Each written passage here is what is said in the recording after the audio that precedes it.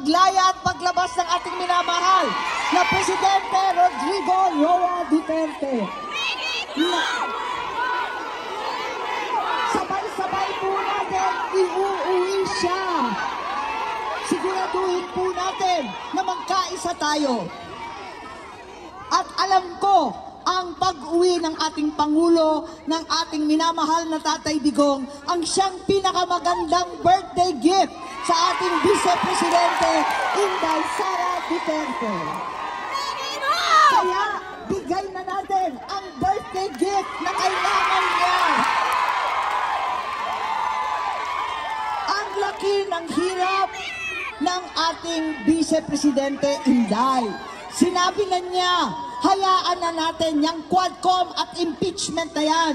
Baliwala na yung pang-aapi sa akin at sa Vice Presidential Office.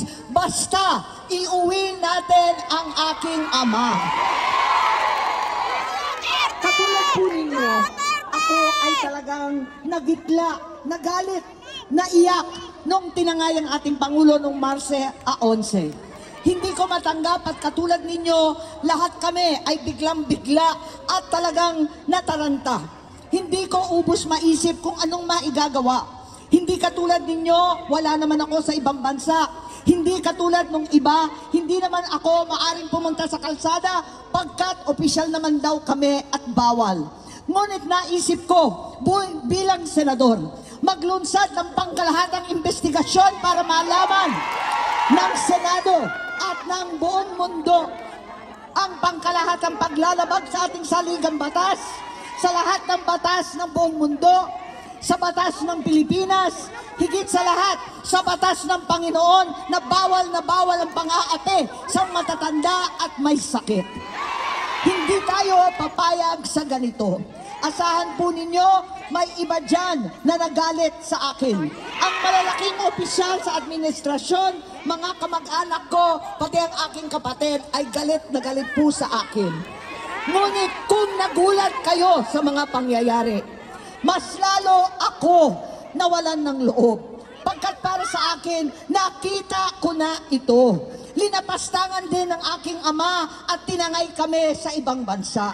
Kung saan nawalay kami sa ating bansa. Bakit natin papayagan na ganitohin na naman ang ating minamahal na Pangulo? Mas malala pa, sa ICC pa dinala, kulungan pa ang inuwi, at pagkatapos noon, tuloy-tuloy pa raw ang paglilitis ng ating Tatay Digong. Huwag tayong papayag.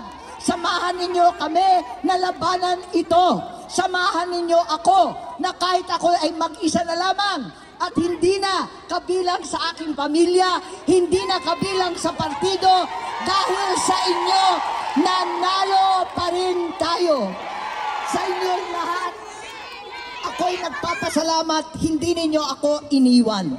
Handa na ako na mag-isang mangampanya, mag-isa mag-house to house, mag-isa na iikot. Ngayon pala, hindi ako naulila. Hindi ako nag-isa dahil ang birthday girl natin, si Vice President Inday Sara Duterte, 10 ng DDS, 10 ng OFW, 10 na mga narito ngayon sa The Hague ay sumama sa akin. Maraming salamat. Asahan ninyo ito, tuloy-tuloy po tayo at hindi tayo titigil hanggang maiuwi natin ang mahal nating ama, Tatay Digong Duterte. Maraming salamat sa inyo, sa lahat ng OFW. Kung ang isang Pilipino na dati pang Pangulo ay maitatangay sa ibang bansa, ano na lamang kayong OFW?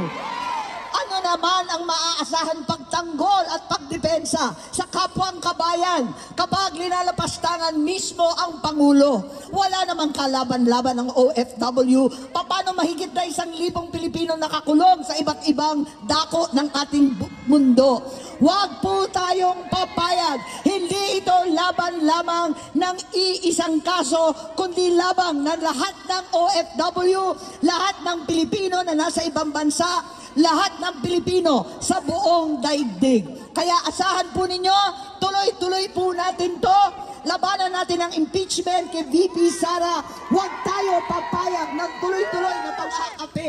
Hindi po tayo papayag ng ganito. Higit sa lahat, bring him home!